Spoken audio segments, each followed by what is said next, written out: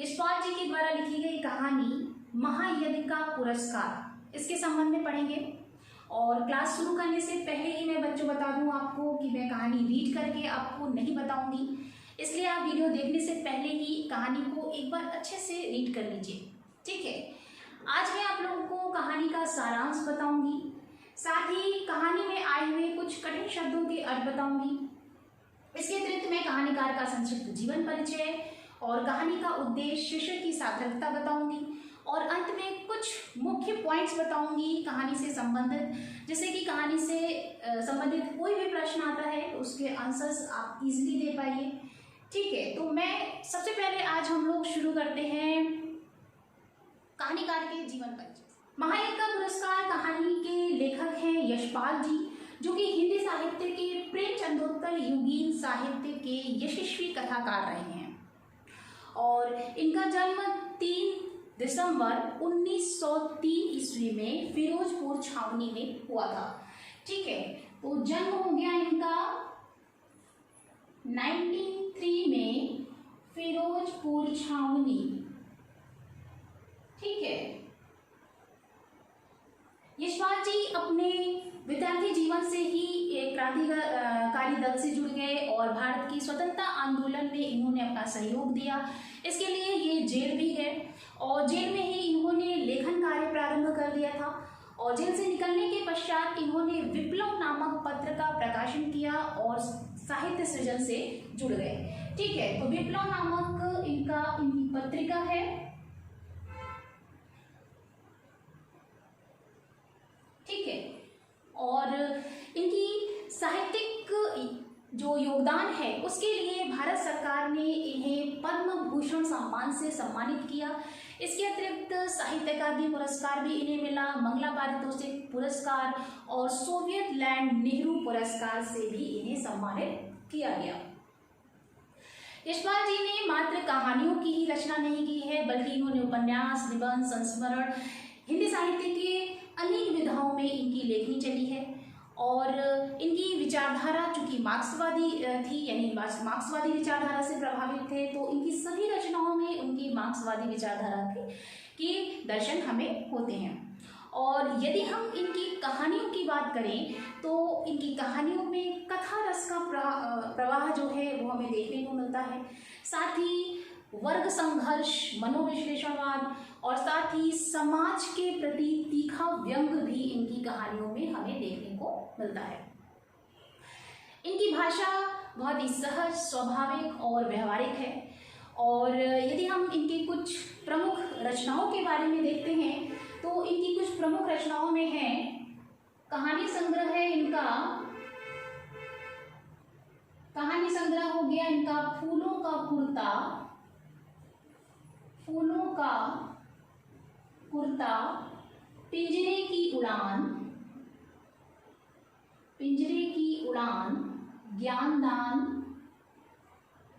अभिशप्त और भस्मावृत चिंगारी।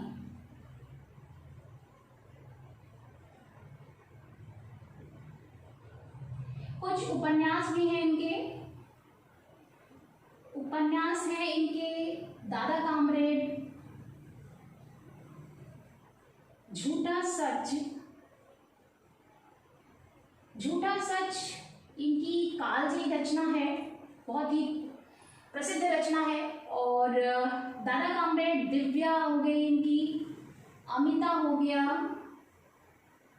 देशद्रोह हो गया, ठीक है, मेरी तेरी उसकी बात, ये सभी इनके उपन्यास हैं। और संस्मरण साहित्य हो गया इनका सिंहावलोकन, ठीक है, सिंहावलोकन, ये इनकी कुछ प्रमुख रचनाएं हो गई। और इनकी मृत्यु 26 दिसंबर 1976 ईस्वी में हुई, ठीक है। इनकी मृत्यु हो गई 1976, ठीक है। तो ये हो गया यशपाल जी का संक्षिप्त जीवन परिचय।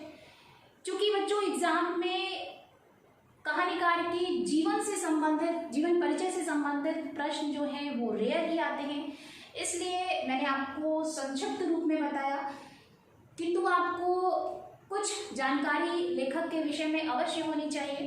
तो ये आपका यशपाल जी का जीवन परिचय हो गया एक समराइज रूप में, छोटे रूप में, ठीक है।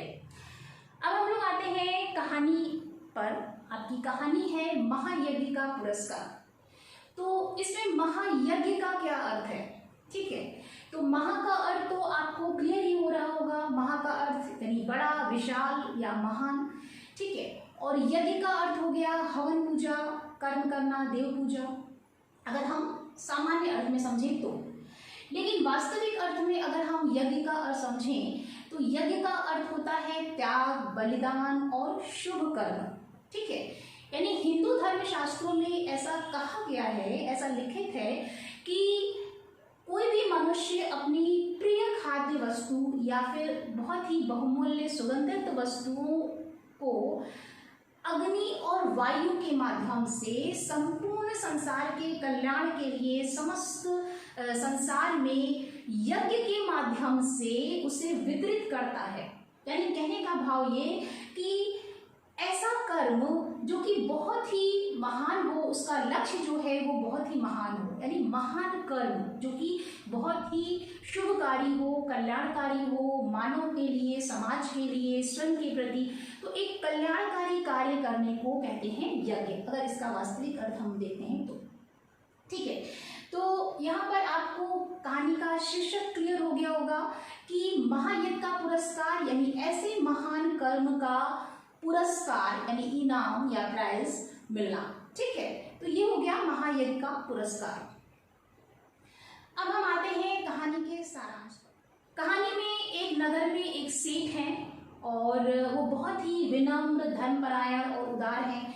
उनके द्वार से कोई भी याचक जो है निराश होकर नहीं जाता है, वो बहुत दानी है, सबको जो है वो कोई भी उनके द्वार से भूखे नहीं जाता है, सबको दान पुण्य करते रहते हैं, बहुत सारा यज्ञ भी करते हैं वो, और बहुत धन दौलत लुटा करके लोगों की सेवा करते हैं। लेकिन कहते हैं कि समय जो है वो हमेशा एक जैसा नहीं होता है। तो समय फिरता है, अकस्मात जो है ऐसी स्थिति आती है कि सेठ जो है वो गरीब हो जाते हैं, निर्धनता का मुंह उन्हें देखना पड़ता है, और उनके जो सगे संबंधी होते हैं, रिश्तेदार होते हैं, वो भी मुंह मोड़ लेते हैं। और ऐसी स्थिति आ जाती है कि सेठ और सेठानी को भूखों रहने की नौबत आ जाती है। क्योंकि उस समय एक ऐसी प्रथा प्रचलित थी कि यज्ञों के फल का क्रय विक्रय हुआ करता था, ठीक है। तो उस समय यज्ञों के फल का क्रय विक्रय हुआ करता था। तो एक दिन सेठानी जो कि सेठ की पत्नी थी, उन्होंने एक सलाह दी कि एक कोई यज्ञ बेच करके हम कुछ धन प्राप्त कर लें, जिससे कि हमारी निर्धनता जो है कुछ समय के लिए कम हो जाए। तो पहले तो सेठ तैयार नहीं होते हैं, लेकिन बाद में तैयार हो जाते हैं कि वो यज्ञ का अपना कोई भी यज्ञ बेचेंगे। जहाँ वो रहते हैं उससे 10-12 कोस की दूरी पर कुंदनपुर नगर है, जहाँ के एक सेठ है धन्ना सेठ, ठीक है। तो उनको वो अपना यज्ञ बेचने का निश्चय करते हैं। और ऐसा अफवाह रहता है कि धन्ना सेठ की जो पत्नी है यानी सेठानी है, उनको कोई दैवीय शक्ति प्राप्त है, जिससे कि वो तीनों लोगों की बातों को आराम से जान लेती हैं, ठीक है। तो चूंकि सेठ जो है वो उनको धन्ना सेठ को अपना यज्ञ बेचने का निश्चय करते हैं, तो तड़के जो है सुबह ही वो कुंदनपुर जाने के लिए तैयार होते हैं। तो उनकी जो पत्नी है वो पड़ोस से थोड़ा आटा मांग करके 4 मोटी मोटी रोटियां बना करके पोटली में भर करके उन्हें बांध करके दे देती हैं। सेठ गर्मी का दिन है, तो सेठ जो है रास्ते में चलते चले आते हैं। आने रास्ते में जब वो पहुंचते हैं तो वो देखते हैं कि एक जगह पे वृक्षों का कुंज है और कुआं भी है। तो वहाँ पे देख करके वो सोचते हैं कि थोड़ी देर विश्राम कर लिया जाए और कुछ भोजन कर लिया जाए। तो ऐसी स्थिति में वो वहाँ पे रुकते हैं और भोजन करने के लिए अपनी पोटली खोलते हैं। तो वो उनके जहाँ वो बैठते हैं उसके एक हाथ की दूरी पर ही वो देखते हैं कि एक मरियम सा कुत्ता है जो कि भूख से छटपटा रहा है और वहाँ पड़ा हुआ है। सेठ जी को उसको देख करके दया आ जाती है और वो सोचते हैं कि इसे कुछ खाने के लिए अगर एक रोटी दे दूँ तो उसको थोड़ी राहत हो जाएगी। तो सेठ जी अपना एक रोटी जो है उसे खाने के लिए दे देते हैं। उसके बाद भी वो देखते हैं कि कुत्ता जो है वो उनकी तरफ ही याचना की दृष्टि से, कृतज्ञता की दृष्टि से देख रहा होता है। तो सेठ जी को ऐसा लगता है कि इसे एक और रोटी दे दी जाए, जिससे कि उसके अंदर थोड़ी सी शक्ति आ जाए, जान आ जाए। तो एक रोटी उसे और दे देते हैं। ठीक है, फिर अपना वो सोचते हैं कि मैं 2 ही रोटी खा लूँगा। ऐसा सोच करके वो फिर से खाने के लिए कोशिश करते हैं। तभी वो जो है वो कुत्ता जो है उसमें शक्ति आ जाती है 2 रोटियां खाने के बाद। तो वो थोड़ा सा सेठ जी के समीप आ जाता है। तो उसको देख करके सेठ जी को दया आती है, तो वो एक तीसरी रोटी भी तोड़ करके उसके सामने रख देते हैं और वो खा लेता है। अंत में बची हुई एक रोटी खाने के लिए वो स्वयं भी खाने के लिए कोशिश करते हैं, लेकिन कुत्ते को देखते हैं कि वो बहुत ही याचना की दृष्टि से उनको देख रहा है। तो उन्हें ऐसा लगता है कि अगर ये रोटी भी मैं इसे दे देता हूँ तो वो शहर तक या थोड़ा दूरी तक जाने के योग्य हो जाएगा, जहाँ पर उसे कुछ खाने पीने के लिए मिल जाएगा। तो अपनी सारी रोटियां जो है वो कुत्ते को खिला देते हैं और अपने सेठ जो है वो 1 लोटा पानी पी करके कुंदनपुर की ओर निकल पड़ते हैं। कुंदनपुर जब वो वहाँ पहुँचते हैं तो वहाँ पर वो धन्ना सेठ से मिलते हैं और अपने आने का पूरा प्रयोजन बताते हैं कि मैं इसलिए आया हूँ यज्ञ बेचने के लिए। धन्ना सेठ की पत्नी वहाँ आती है और कहती है कि हम लोग यज्ञ खरीदने के लिए तो तैयार हैं आपका, लेकिन आपको अपना महायज्ञ बेचना होगा। अब ये बात सुनकर के सेठ जो है बहुत ही आश्चर्यचकित होते हैं और वो कहते हैं कि यहाँ संभवतः ये मजाक हो रहा है, मेरे साथ मजाक कर रहे होंगे आप, मैंने ऐसा कोई भी महायज्ञ नहीं किया है। और उनकी समझ में कुछ नहीं आता है। तो धन्ना सेठ की जो पत्नी है वो उनसे कहती है कि आज आपने जो भूखे कुत्ते को, मरणासन कुत्ते को भोजन दे करके जो उसके जीवन की रक्षा की है, वही आपका सबसे बड़ा यज्ञ है, यानी महायज्ञ है। अब ये बात सुन करके उसी महायज्ञ को वो खरीदना चाहती हैं। अब ये बात सुन करके सेठ को लगता है कि ये तो मेरा मानवीय धर्म था, मानवीय कर्तव्य था कि एक भूखे को मैं भोजन खिला दूं, और वही मैंने किया है। तो इसके लिए वो मूल्य लेना उचित नहीं समझते हैं और वो चुपचाप से कुंदनपुर से अपने गांव की ओर, अपने घर की ओर वापस चले आते हैं। जब दूसरे दिन वो अपने घर वापस आते हैं तो उनकी पत्नी उनको देखती है, तो उनको सेठ जो है वो अपनी पत्नी को सारी कथा जो है शुरू से अंत तक पूरी बताते हैं। और उसको सुन करके सेठानी जो है वो बहुत ही खुश होती हैं, बहुत प्रसन्न होती हैं, क्योंकि उन्हें ऐसा लगता है कि उनके पति ने इतनी विपत्ति के क्षणों में भी अपना धर्म नहीं छोड़ा। ठीक है, तो वो खुश होती हैं। और चूंकि अंधेरा हो चुका होता है तो वो दालान में जाती हैं कि दिया जलाने के लिए, लेकिन जैसे ही वहाँ वो पहुँचती हैं उनके पैर में ठोकर लगती है और एक देखती है नीचे झुक करके, तो एक पत्थर जो है ऊंचा हो आया है दहलीज पर, और उस पत्थर के बीचों बीच जो है एक लोहे का कुंदा लगा हुआ है। और वो सेठ जी को आवाज़ देती हैं, सेठ आते हैं, उस लोहे के कुंदे को खींच करके ऊपर की ओर उठाते हैं, तो देखते हैं कि नीचे की तरकाने की ओर जो है एक सीढ़ियाँ जा रही हैं। दोनों पति पत्नी जो है वो सीढ़ियों से नीचे उतर कर तरकाने में जाते हैं। तरकाने में जाते हैं तो देखते हैं कि वहाँ पे बहुत सारा हीरे जवाहरात पूरा भरा हुआ है। और वहाँ पर जब वो पहुँचते हैं तो उन्हें एक आवाज़ सुनाई देती है, एक स्वर सुनाई देता है, जिससे वो आवाज़ में कहता है, वो आवाज़ जो है वो ऐसा कह रही होता है कि सेठ, तुमने जो आज मरणासन कुत्ते की मदद की है, स्वयं भूखे रह करके तुमने उसकी जो सहायता की है, उस पर जो दया दिखाई है, वो उसके जीवन की रक्षा की है, वो तुम्हारा महायज्ञ था। और उसी महायज्ञ का ये पुरस्कार है कि तुम्हें ना सब कुछ धन दौलत तुम्हें वापस मिला है।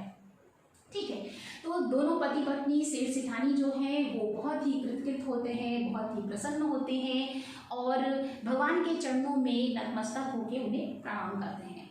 ठीक है, तो यहीं पे कथा कहानी जो है वो समाप्त हो जाती है। इस कहानी में कथाकार जो है इस कहानी के, क्योंकि ये कहानी जो है वो कल्पित कहानी है, कल्पना की गई हुई है, इस कल्पित कहानी के माध्यम से यशपाल जी जो है वो समाज को, मनुष्य जाति को ये संदेश देने का प्रयास कर रहे हैं कि निष्काम भावना से किया गया, बिना किसी या कामना से किया गया जो कर्म है वही वास्तव में कर्म है, वही महायज्ञ है। और ऐसे कर्म का फल अवश्य ही अच्छा में होता है। हमें अपने जीवन में अच्छे अच्छे कर्म करते रहना चाहिए। तो ये संदेश देने के लिए ही यशपाल जी ने इस कहानी की रचना की। ठीक है, तो आपको ये कहानी का सारांश हो गया बच्चों। अब कहानी में हम लोग कुछ जो कठिन शब्द हैं उनके अर्थ भी जान लेते हैं। तो कहानी में कुछ कठिन शब्द हैं, जैसे विनम्र। विनम्र का अर्थ होता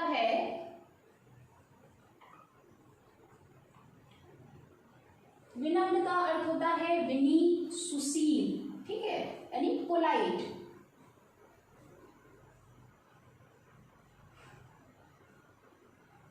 ठीक है, ये हो गया।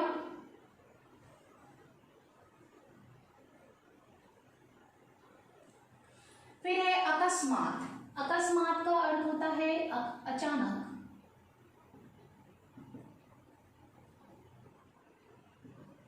अचानक। प्रथा। प्रथा का अर्थ हो गया रिवाज, यानी जो लगातार चलती चली आ रही है। क्रय विक्रय। क्रय विक्रय का अर्थ होता है, क्रय का अर्थ होता है खरीदना और विक्रय का अर्थ होता है बेचना। ठीक है, तो ये हो गया क्रय विक्रय, खरीदना और बेचना। ठीक है, फिर है धर्मपरायण। धर्मपरायण का अर्थ होता है धर्म का पालन करने वाला।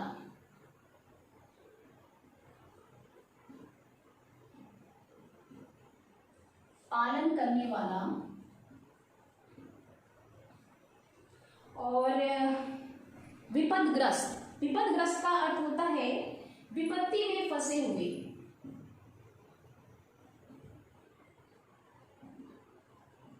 यानी मुसीबत में फंसे हुए। ठीक है, फिर हो गया तड़के। तड़के का अर्थ होता है सूर्योदय का समय, जैसे भोर होता है, ठीक है, जिस समय सूर्य उदय हो रहा होता है, तो ये हो गया तड़के।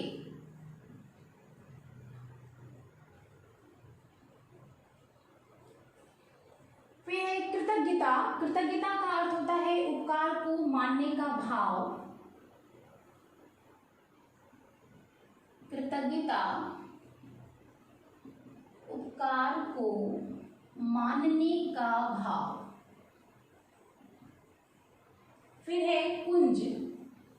कुंज का अर्थ होता है बगीचा, बाग, कोई छोटा बगीचा हो।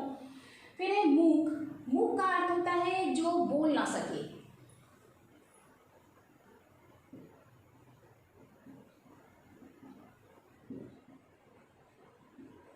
ठीक है, विस्मित का अर्थ होता है विस्मित, विमूढ़।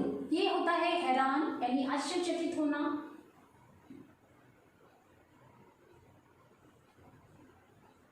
विस्मित, विमूढ़ का अर्थ हो गया हैरान, यानी आश्चर्यचकित। फिर है पौ फटे। पौ फटे यानी वही सूर्योदय का समय हो गया आपका।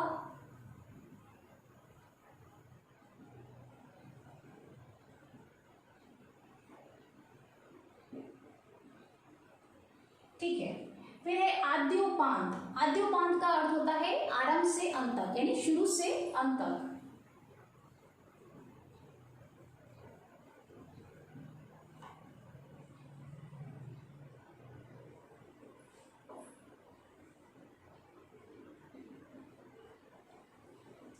उल्लसित। उल्लसित का अर्थ होता है प्रसन्न।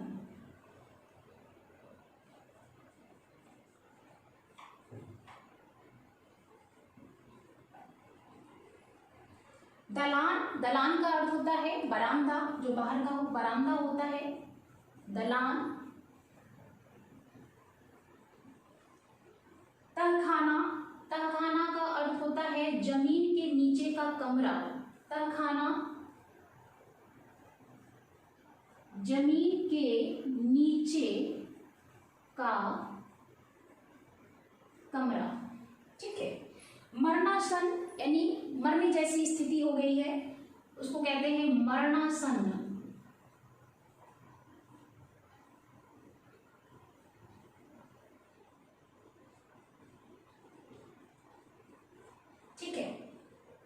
याचना, याचना यानी प्रार्थना पूर्वक मांगना किसी से, उसको कहते हैं याचना करना।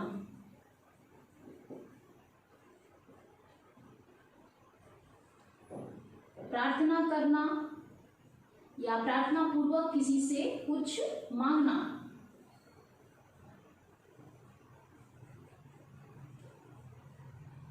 ठीक है, तो ये हो गए कुछ कठिन शब्द जो कि आपको एग्जाम में कठिन शब्दों के अर्थ नहीं लिखने के लिए आते हैं, लेकिन मैंने आपको कहानी को अच्छे से समझ में आए इसलिए जो भी कठिन शब्द हैं उनके अर्थ मैंने आपको बता दिए। ठीक है, अब हम आते हैं कहानी के उद्देश्य पर, यानी कहानी का उद्देश्य क्या है। महायज्ञ का पुरस्कार कहानी में लेखक का उद्देश्य सच्ची कर्तव्य भावना और निष्काम भाव से किए गए कर्म को प्रदर्शित करना है। कहानी के माध्यम से कहानीकार ये स्पष्ट करना चाहते हैं कि बहुत धन दौलत लुटा करके किया गया यज्ञ सच्चा यज्ञ नहीं होता है, वास्तविक यज्ञ नहीं होता है, बल्कि बिना किसी कामना से किया गया कर्म ही सच्चा कर्म होता है। स्वयं कष्ट सह करके दूसरों की सहायता करना, जीवों पर दया करना ही सच्चा मानवीय कर्म है और यही ईश्वर की सच्ची सेवा भी है। निष्काम भाव से किया गया कर्म का फल भी अवश्य मिलता है, अतः वास्तव में यही महायज्ञ है। ये हो गया बच्चों कहानी का उद्देश्य। अब आते हैं कहानी के शीर्षक की सार्थकता। महायज्ञ का पुरस्कार कहानी का शीर्षक पूरी तरह से सार्थक, उचित और सटीक है। कहानी में एक सेठ है जो कि बहुत ही धर्मपरायण है और उन्होंने बहुत से यज्ञ और दान पुण्य किए हैं, किंतु अचानक आई हुई निर्धनता के कारण वह अपना यज्ञों के फल को बेचने का निर्णय लेते हैं। धन्ना सेठ को बेचने का निर्णय लेते हैं और धन्ना सेठ की पत्नी के द्वारा यह कहे जाने पर कि वह उनका महायज्ञ ही खरीदेंगी, अर्थात एक स्वयं भूखे रह करके एक भूखे कुत्ते को अपना सारा भोजन खिला देने को ही वह महायज्ञ के रूप में खरीदना चाहती थी, किंतु अपने इस कार्य के लिए मूल्य लेना सेठ जी को उचित नहीं लगता, क्योंकि वह इसे अपना मानवीय धर्म समझते हैं। तो इससे ये स्पष्ट होता है कि निष्काम भावना से किया गया कर्म ही सच्चा महायज्ञ है, जिसके लिए अंत में कहानी के अंत में सेठ जी को ईश्वर के द्वारा पुरस्कार भी मिलता है। तो इस प्रकार से हम देखते हैं कि कहानी में जो घटनाएं घटित होती हैं उससे ये स्पष्ट होता है कि कहानी का शीर्षक महायज्ञ का पुरस्कार ये पूरी तरह से सार्थक है और उचित भी है। ठीक है, तो ये हो गया कहानी के शीर्षक की सार्थकता। अब बच्चों कुछ मुख्य पॉइंट्स मैं आपको बताती हूँ, जिससे कि यदि आपके माइंड में ये बातें रहती हैं तो आप कहानी से संबंधित कोई भी प्रश्न आता है तो उससे आप बहुत ही आसानी से उसके किसी भी क्वेश्चन का आंसर दे सकते हैं। तो कुछ मुख्य पॉइंट्स इस प्रकार से। पहला है, किसी नगर में एक सेठ रहते थे जो कि बहुत ही विनम्र, उदार और धर्मपरायण थे। उनके द्वार से कोई भी याचक निराश होकर के नहीं लौटता था, खाली हाथ नहीं जाता था। दूसरा है, सेठ जी ने बहुत सारा यज्ञ किया था और दान में बहुत सारा धन उन्होंने दीन दुखियों में बांट दिया था। तीसरा है, पर हर दिन ना हो एक समान, अचानक दिन फिरे और सेठ जी को निर्धनता का मुंह देखना पड़ा। चौथा है, संगी साथियों ने भी मुंह मोड़ लिया और नौबत यहाँ तक आ गई कि सेठ सेठानी को भूखे रहने की स्थिति हो गई। पांचवा है, उन दिनों एक प्रथा प्रचलित थी, यज्ञों के फल का क्रय विक्रय हुआ करता था। छठा है, सेठ की पत्नी ने उन्हें अपना एक यज्ञ बेचने की सलाह दी। सातवां है, सेठ जी पहले तो तैयार नहीं होते हैं, किंतु बाद में वह कुंदनपुर नगर के धन्ना सेठ को अपना एक यज्ञ बेचने का निर्णय लेते हैं।